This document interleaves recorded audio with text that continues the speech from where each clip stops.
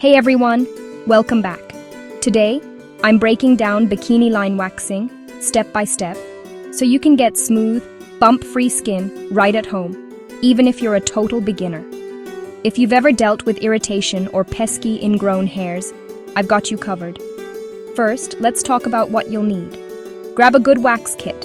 Sugar or soft wax works best for beginners.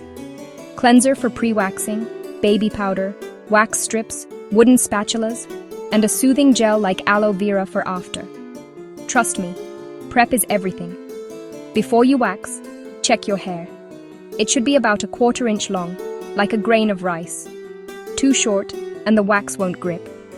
Too long and ouch, much more painful. Wash the area gently, then pat it completely dry. Dust on a little baby powder.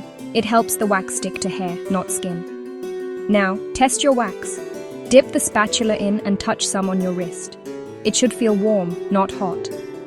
If it stings your wrist, let it cool before moving on. Here comes the real technique. Stretch your skin with one hand. Apply a thin layer of wax in the direction your hair grows, usually down or out. Press your strip on, rub it a couple times to help it stick. Ready to remove? Hold your skin taut. Then pull the strip off quickly and firmly in the opposite direction of hair growth, but always parallel to your skin, not up. Press your hand down right away to calm the sting. Work in small sections, never big patches. Your bikini area is sensitive, so go slow. When you're done, clean off any residue with an after-wax wipe or oil, then soothe with aloe gel.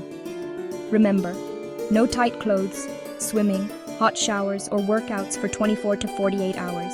And after 2 days, exfoliate gently to prevent ingrowns.